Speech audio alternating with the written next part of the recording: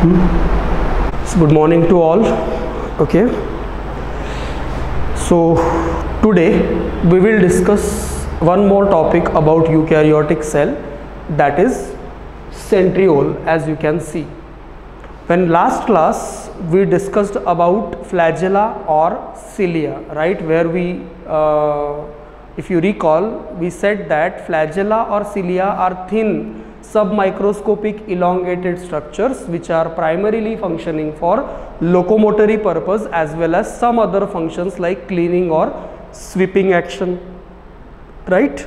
And we also discussed the details about the structure or internal arrangement of the flagella and cilia, where important thing to discuss was 9+2 arrangement that exists in flagella or cilia. What is that 9+2 arrangement? It simply means there are 9 peripheral doublets and central 2 singlet subfibers made up of microtubules. That's what you call 9+2 arrangement. As far as main structural components are concerned, sheath, rootlets, basal granule and shaft are the 4 basic structural components of either cilia or flagella, right? In the same line, we are starting with one more structure related to eukaryotic cell, that is centriole. Okay, and as far as its description or definition is concerned, what are centrioles? These are minute submicroscopic microtubular, one more thing you can add, paired structures. Paired क्यों? क्योंकि एक साथ 2 होते हैं. तो minute है मतलब small sized, naked eyes से ना दिखने वाले, माइक्रोस्कोपिक है, माइक्रोट्यूबुलर मतलब फ्लैजेला या सिलिया की तरह ये भी कौन से प्रोटीन से बने हुए हैं? ट्यूबुलिन या माइक्रोट्यूब्यूल्स से बने हुए, और पेयर्ड है मतलब 2 के सेट में होते हैं. Okay, which has again see 9 peripheral triplets. ठीक, पेरीफेरी में कितने सब फाइबर्स या माइक्रोट्यूब्यूल्स है? 3 का एक सेट, और ऐसे कितने सेट्स? 9, मतलब 9 peripheral triplets of microtubules and central hub of protein. Means center में कोई भी सब फाइबर या माइक्रोट्यूब्यूल नहीं है, only there is a hub of protein. If you can see this diagram properly, you will see the detailing कि ये जो नीला पोर्शन है बीच में, this is what? Hub of protein, center में, राइट? और ये जो है, each of this set is triplet. और ऐसे कितने ट्रिपलेट्स हैं? 1 2 3 4 5 6 7 8 9. सो 9 पेरीफेरल ट्रिपलेट्स, 9 प्लस सेंटर में देर इज नो सब fibre, only hub of protein. So it's 9+0 arrangement. मतलब अगर तुमको फ्लैजेला के लिए सवाल आए कि अरेंजमेंट किस तरह की है, फ्लैजेला के लिए आंसर होगा 9+2 अरेंजमेंट. सेंट्रियोल के लिए सवाल आए कि माइक्रोट्यूब्यूल्स की अरेंजमेंट किस तरह की है, आंसर होगा 9+0 arrangement. This is the question. Okay, रहा सवाल फर्दर डिस्कशन का, तो यहाँ पे देखो, इसको अगर हम नेमिंग बची हुई करें तो this black line is C2A connective. जैसे फ्लैजेला के लिए B2A कनेक्टिव था, यहाँ पे C2A कनेक्टिव है. देखो C2A C2A C2A. Okay, and these are also here also these are called as spokes. Clear? Now in definition you can clearly see we are saying कि these are paired structures.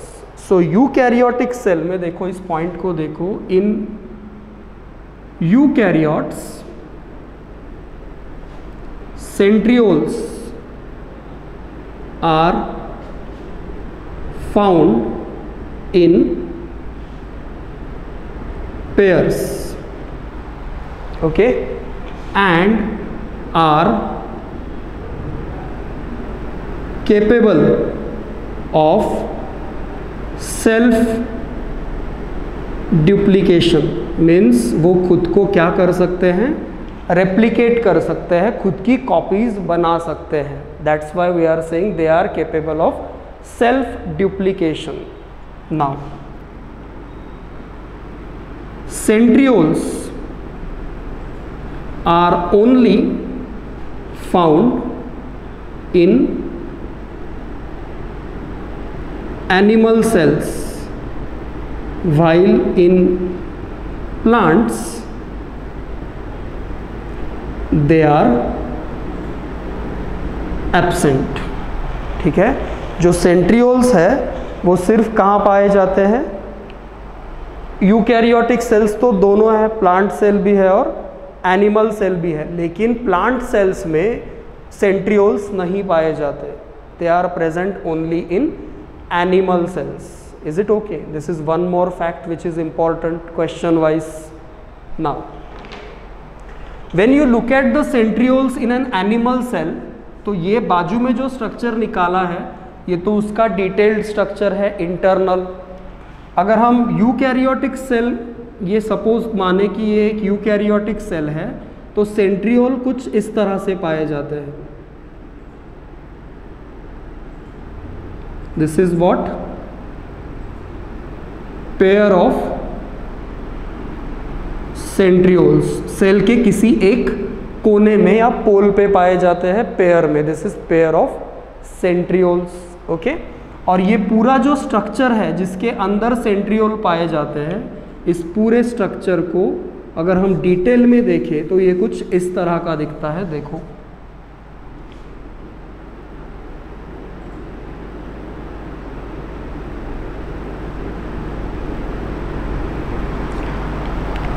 ये there is a matrix.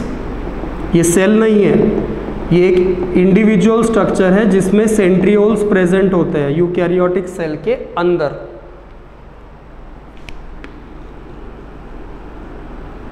This red portion is a pair of centrioles. यहाँ पे लिख देते हैं हर एक का नाम. Okay, this is called as, this matrix is called as centroplasm और kinoplasm. These two things are pair of centrioles. ये हुए pair of centrioles lies in a matrix called centroplasm or kainoplasm. Okay, and together they are together called centrosome. इन दोनों को मिलके इस पूरे structure को क्या कहा जाता है, centrosome. Is it okay? Now why there lies a pair of centriole, there is a reason. उसके लिए हमको सेंट्रियोल का फंक्शन समझना होगा, जो हम यहां लिख देते हैं. Centrioles primarily function for formation of spindle fibers during cell division, that is mitosis and meiosis. देखो, जिस सेल की हम बात कर रहे हैं वो एक यूकैरियोटिक सेल है, खास करके एनिमल सेल, जिसमें सेंट्रियोल्स जो माइक्रोट्यूब्यूल्स से बने हुए हैं और पेयर में प्रेजेंट होते हैं under the structure called centrosome. वो क्या काम करते हैं, जब भी कभी सेल डिवाइड होने को होगी, या तो माइटोसिस से या तो मियोसिस से, ये नाम आप जानते हो. तो mitosis is equal division, meiosis is reduction division. At least ये तो पता होता है. तो डिवीजन चाहे कोई भी हो, जब सेल डिवाइड होने को होती है तो सेल के अंदर का जो डीएनए होता है, जिसको हम क्रोमोसोम्स भी कहते हैं, उनको प्रॉपर तरीके से सेपरेट करने के लिए या डिवाइड करवाने के लिए कौन सी चीज़ बनती है यूकैरियोटिक सेल्स के अंदर, स्पिंडल फाइबर्स. ओके, कुछ इस तरह से दिखती है वो.